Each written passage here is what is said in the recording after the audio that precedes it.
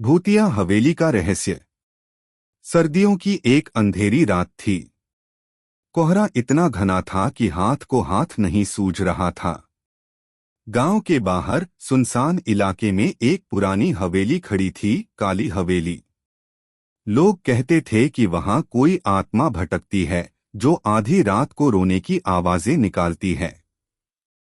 रवि, एक जिज्ञासु युवक जो भूत प्रेत पर विश्वास नहीं करता था, उस रात अपने दोस्तों के साथ उस हवेली की सच्चाई जानने चला गया।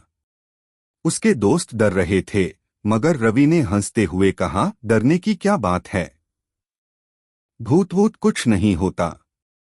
दरवाजे पर पहुंचते ही हवेली अपने डरावने रहस्य को खोलने लगी। दरवाजे को हल्का सा धक्का देते ही वह खुद ब खुद चरमराते हुए खुल गया। अंदर घोर अंधेरा था। टॉर्च जलाते ही चारों ओर मकड़ी के जाले और टूटी फूटी दीवारें नजर आईं। तभी एक हल्की सिसकी की आवाज आई। सबने एक दूसरे की ओर देखा। यह आवाज आई कहां से? राजीव ने कांपते हुए पूछा। आवाज ऊपर की मंजिल से आ रही थी। रवि हिम्मत जुटाकर सीढ़ियां चढ़ने लगा। उसके दोस्त पीछे पीछे चलने लगे। ऊपर पहुंचकर उन्होंने देखा, एक पुराना झूला धीरे धीरे हिल रहा था, मगर हवा तक नहीं चल रही थी। अचानक दरवाजे के पीछे से किसी के पैरों की आवाज आई। सबकी सांसें थम गईं। रवि ने टॉर्च घुमाई तो एक परछाई दिखी। कौन है वहां? उसने कांपते हुए पूछा।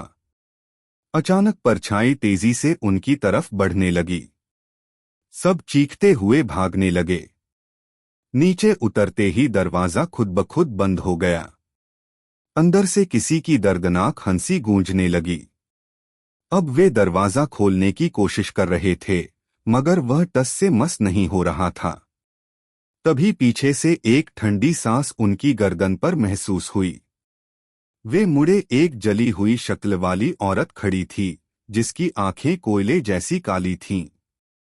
तुम लोग यहाँ क्यों आए हो? उसकी भारी डरावनी आवाज आई। रवि की टॉर्च गिर गई। उसने डरते हुए पूछा, तुम कौन हो? मैं इस हवेली की आखिरी मालिक हूँ। मुझे जिंदा जला दिया गया था और अब हर रात मेरी आत्मा यहाँ भटकती है। रवि और उसके दोस्तों ने चीखते हुए आंखें बंद कर लीं। जब उन्होंने दोबारा खोला तो सब कुछ सामान्य था, न हवेली न कोई आत्मा। वे अब भी गांव के बाहर खड़े थे। पर क्या सच में यह उनका भ्रम था, या फिर वे किसी भूतिया जाल में फंस चुके थे? जब उन्होंने पीछे मुड़कर देखा तो काली हवेली अब भी अपनी जगह खड़ी थी, मगर उसकी खिड़कियों से कोई उन्हें देख रहा था।